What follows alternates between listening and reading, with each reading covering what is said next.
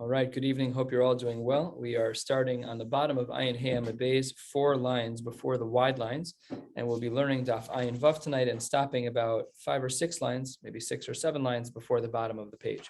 We're going to be continuing discussing some medical conditions and abnormalities that come up due to injury, and as it relates to the prohibition of being married to a psua daka and a krus shafcha.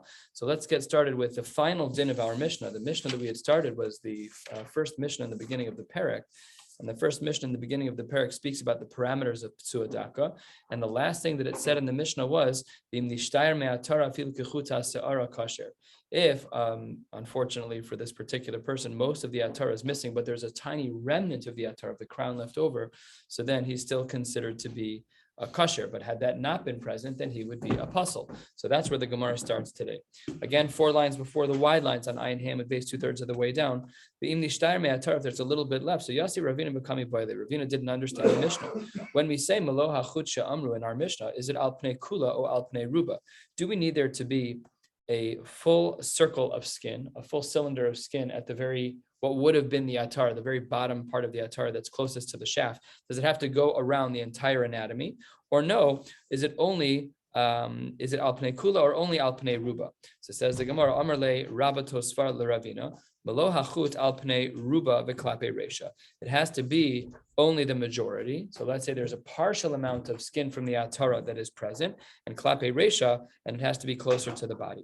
Amar Rav Huna. Rav Huna says, and they're speaking in a little bit with similes and metaphors, kekulmus kshera, kimarzed psula.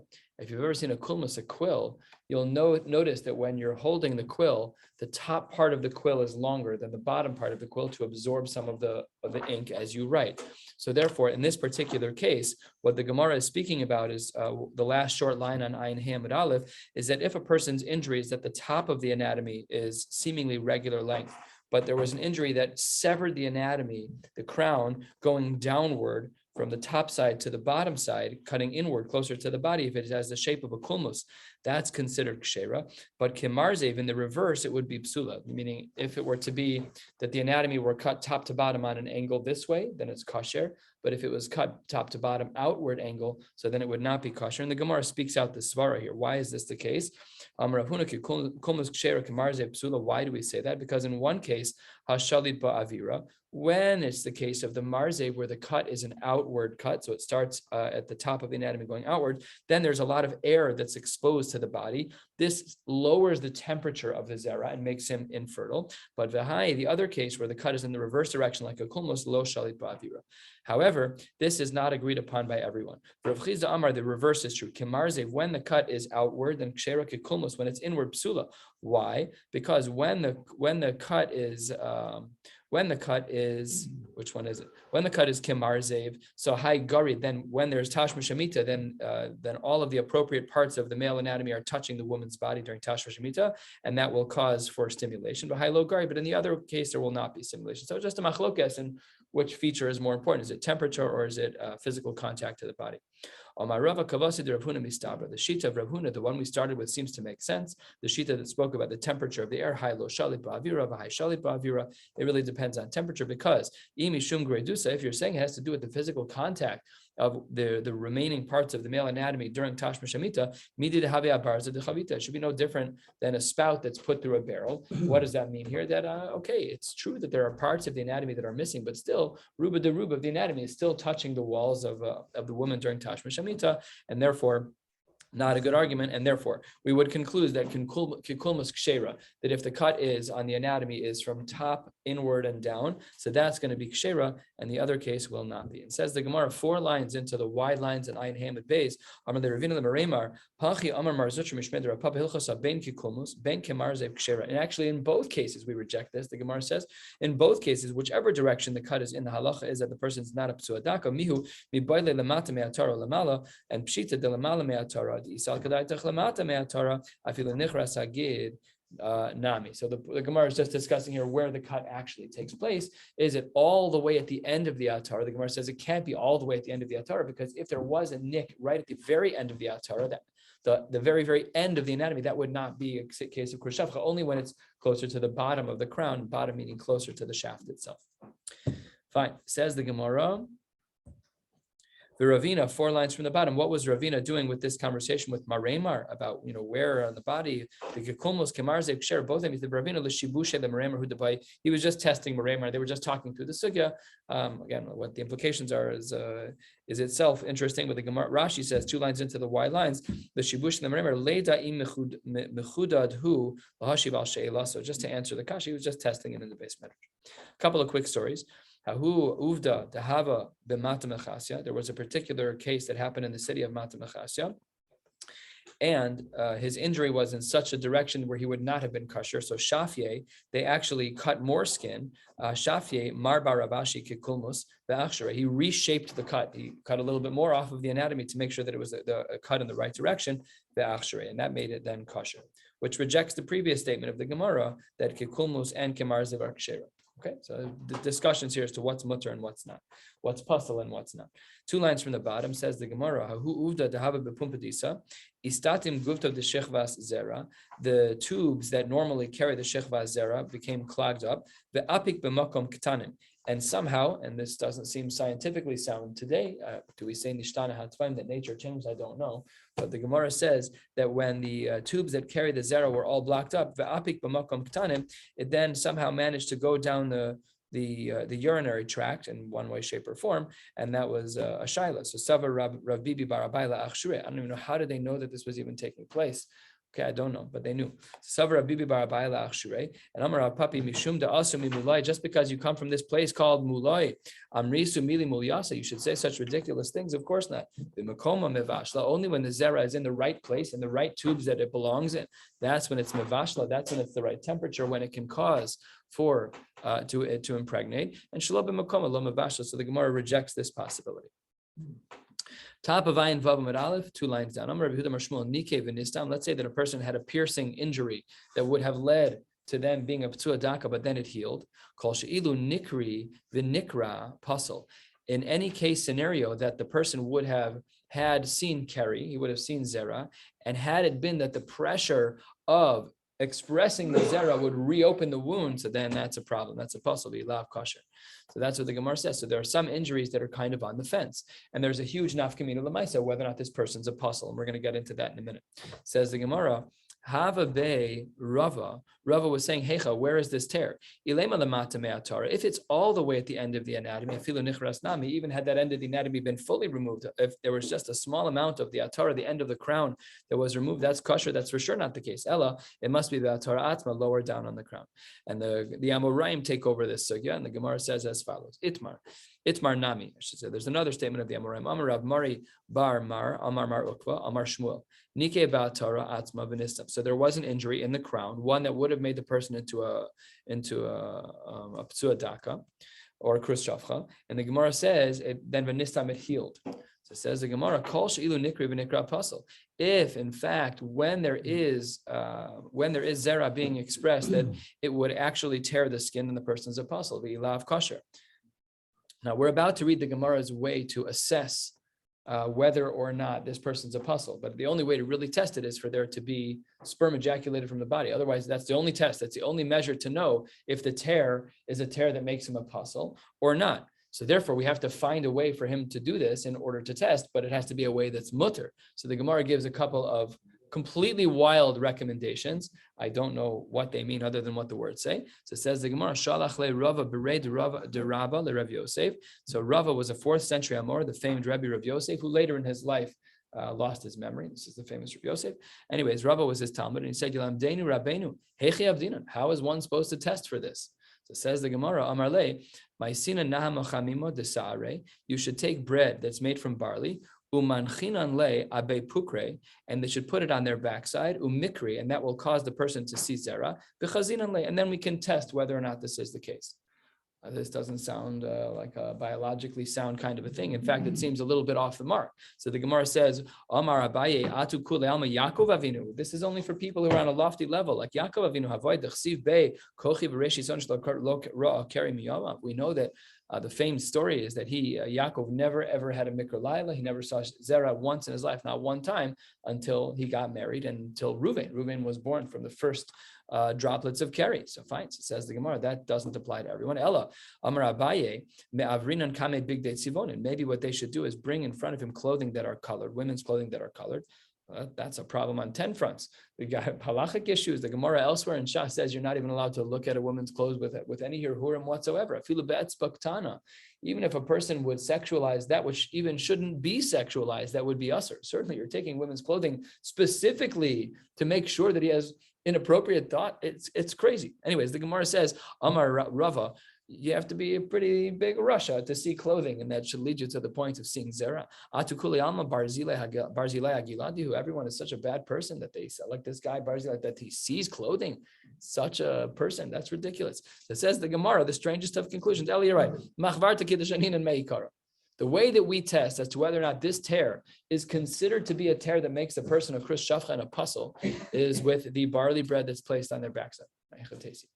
So this raises a big shaila in the poskim about people who have to test for fertility. So when there are couples that are going for fertility treatment, one of the assessments they do, all the assessments that they do on the wife are halachically mutter. There's nothing that really is problematic, though the poskim do write that if a woman is being tested for fertility with internal exams, you always have to ask in advance, should I expect any bleeding? How much bleeding is there? And if the doctor is doing an internal exam and the glove yields blood, she's a nida d'oraisa. So there are halachic concerns about a woman being checked for fertility treatment, but none that reach the level of concern of a bdikas zera, of actually checking zera to see its morphology, its motility, all the things that they check for in zera.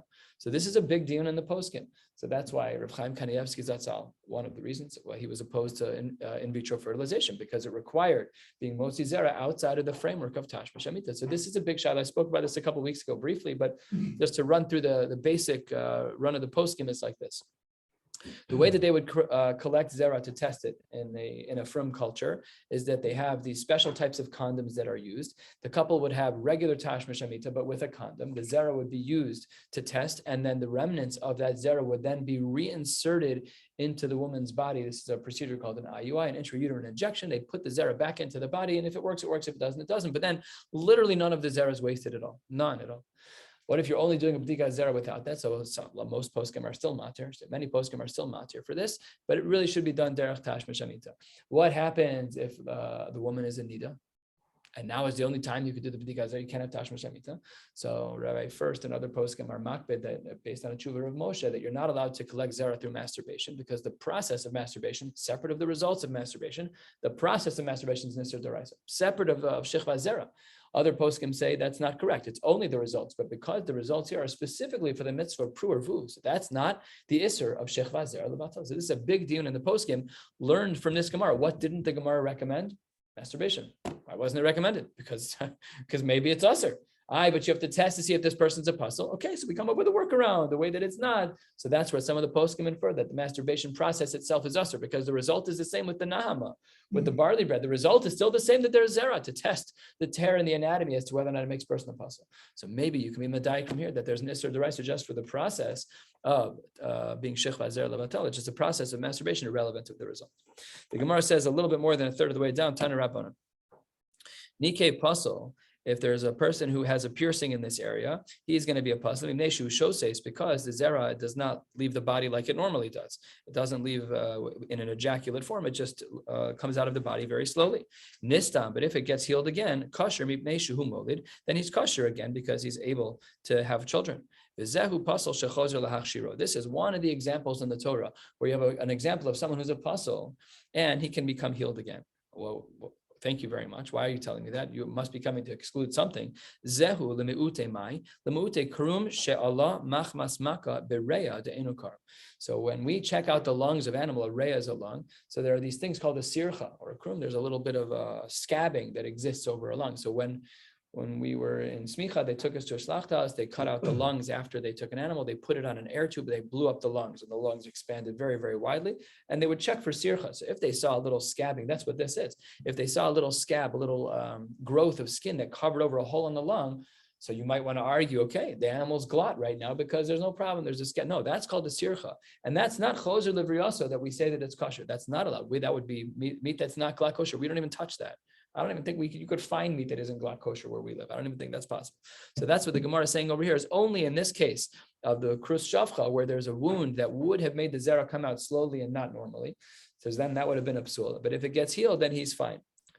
So says the Gemara, halfway down, Shalach le Rav Idi bar Oven le Abaye hechi avdinan. How do you heal this type of tear? Please don't try this at home. Okay? Says the Gemara. My sinan, we're not talking about lungs anymore. We're back into our case. How do we heal the injury that might be the injury where zera will not come out in a stream, but it would come out in a way that it will not produce for children?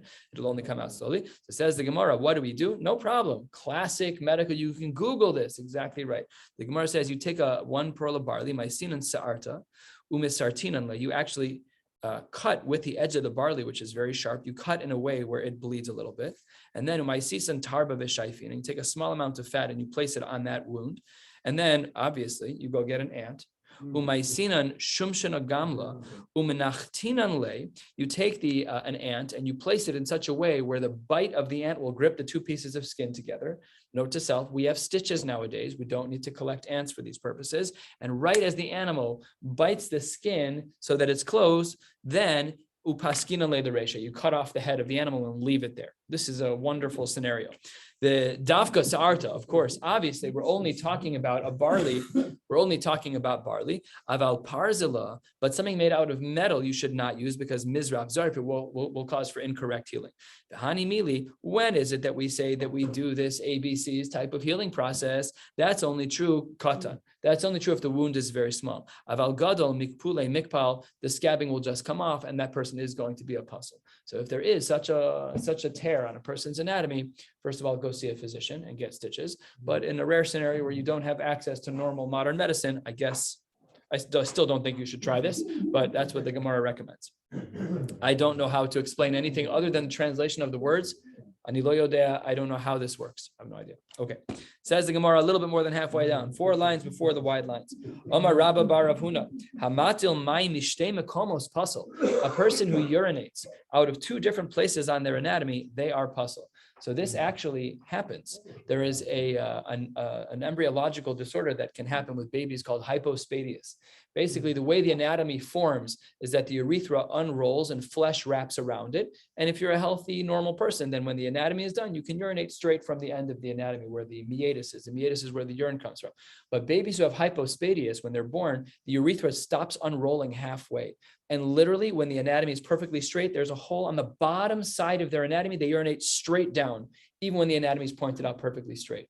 So first of all, as practitioners in the field, you are never allowed to do that kind of circumcision. They need an operating room. They use the foreskin for patching after they rebuild the urethra. I've watched surgeons do this procedure. Genius, brilliant. You're not allowed to do a bris like that. Rabbi First has a fascinating kula that he does allow you to do a little bit of a cut, one that he's worked out with surgeons. You can cut a little bit of the foreskin on the top side with a bracha, even though the orla really hasn't been removed enough to reveal the crown. Fascinating kula. I've spoken to him about it and other post him. I don't understand why it works. He didn't explain it to me other than what. No, the child is gemalt. He's gemalt. You don't need a bracha later. He can have a regular, normal surgery with the surgeons and done. So my rabbi, I asked Rabbi First a lot of shas, but my rabbi in Psak for these areas, they don't hold to that. So one family actually called me after they did Rabbi First thing, and they said, "We want you to scrub in at Lurie's and do the cut at Lurie's because the father of the baby said my Rebbe doesn't agree with Rabbi First." I'm like, I don't want to be stuck in the middle here. What should I do? So then I don't know if I should make a bracha.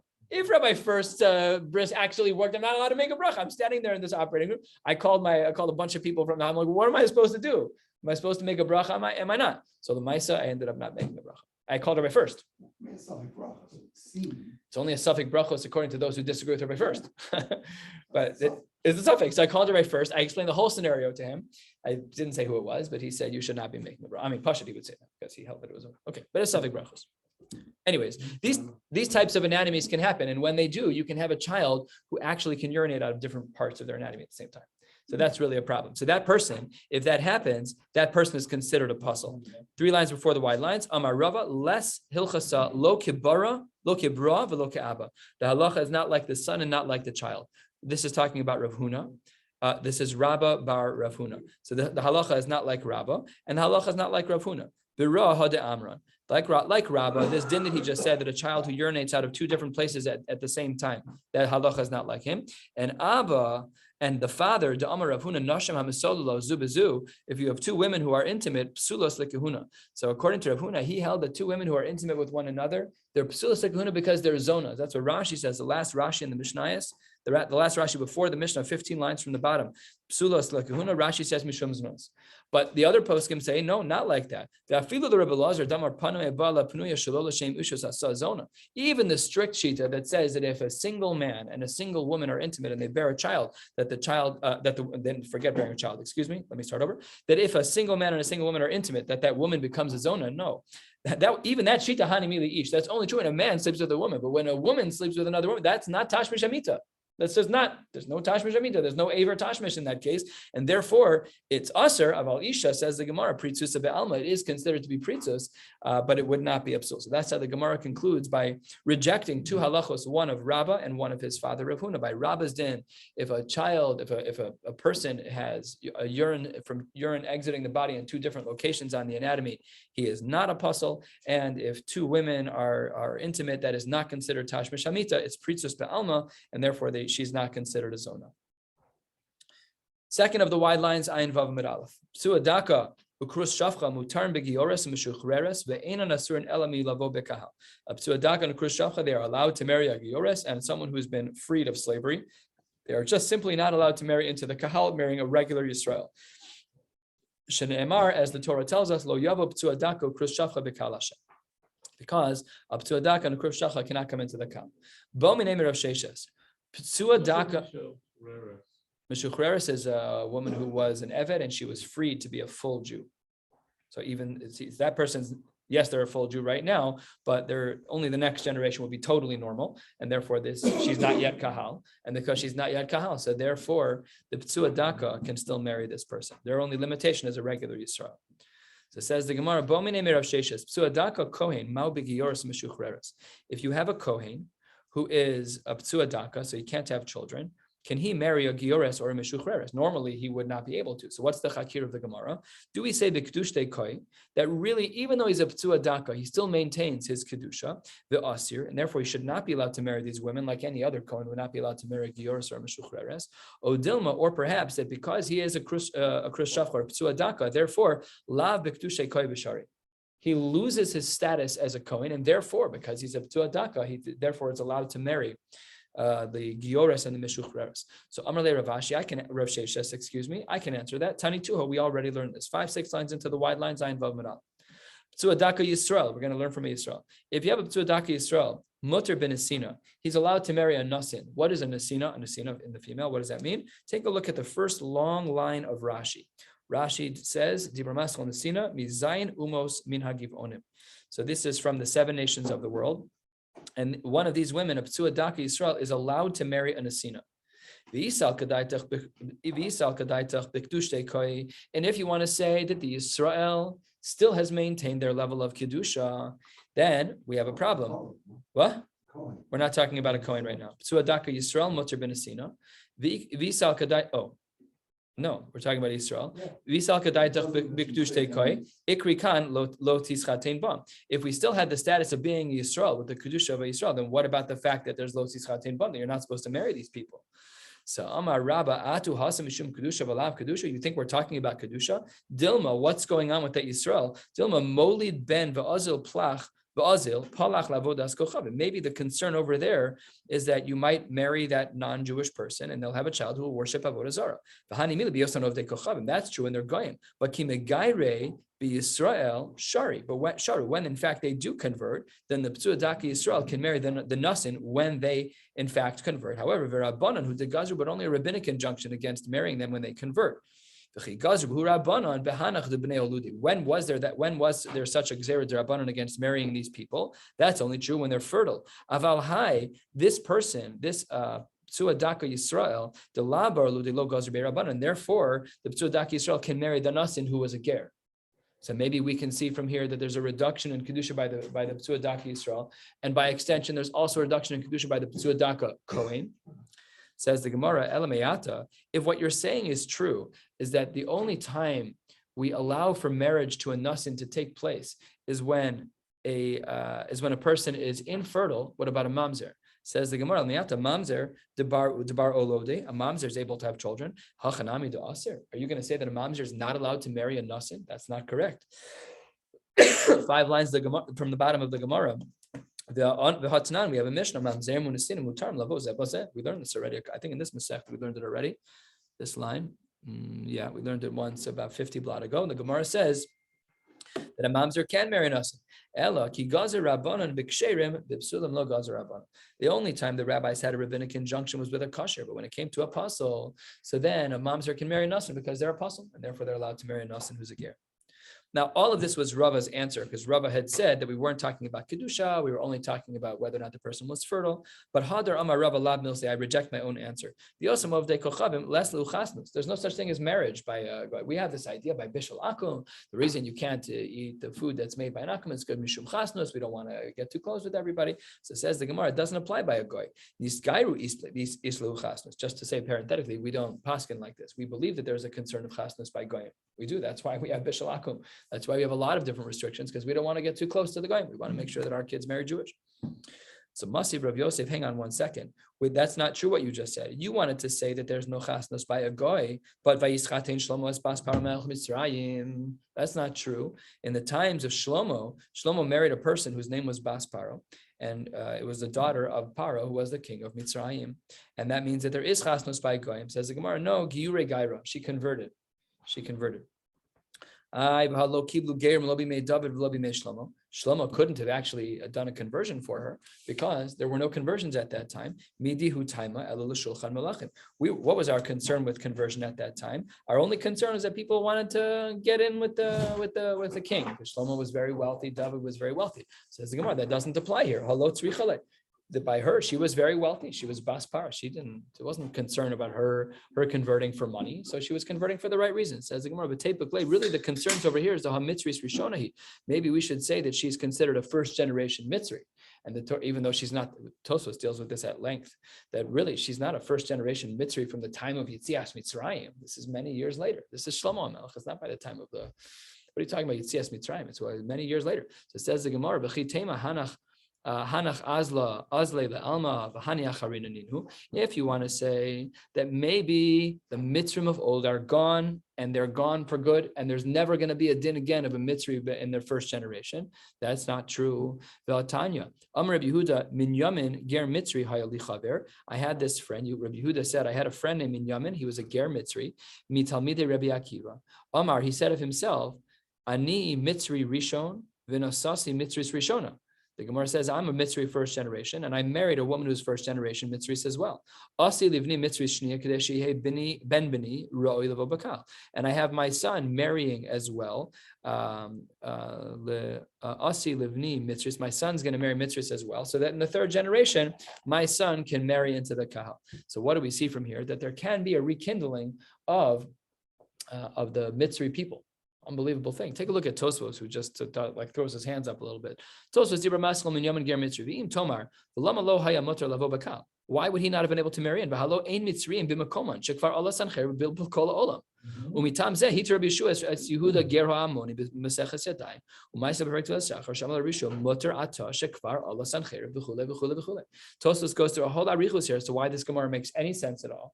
But suffice it to say, the Gemara certainly posits this as a havamina, that it is possible to rekindle the Mitzri Shabbat. How does it work? What are the mechanics that would make Minyamin a first century Mitzri? Rabbi Akiva was by the time of the Churban, it's totally off base. It's crazy. How do you rekindle the Mitzri Shabbat? You mentioned something like Yitzias Mitzrayim. That's a real Mitzri. That's the Torah's prohibition of marrying a Mitzri. It's Mitzri. Mean that generation specifically means the first generation of somebody who converts. If assuming they were a real Mitzri. That's when I'm saying the Isser started at that point. But once it's Bilbulu Sancherev, the whole thing is done for it. Yeah. Once that happens, the whole thing is done. So how do you have a scenario now where any Mitzri is really a Mitzri? You have no idea. We've all met people who are Muslim, who are totally not from Muslim countries. They're not Muslim. They don't look Muslim. They're not. So what's their giur process? Are they following ben achar ben? Like we always follow the maternal line stark. We don't let go. And if we have a question about you, you're done. You get jump in the mikvah, then you're done. So we're very strict about it. That's why the poskim write by Bnei Keturah, if we knew who they were, we'd make a bracha on their brissim because they're Bnei Avraham. We don't, because we don't know what their Masorah is. Had we known, we would have made a bracha.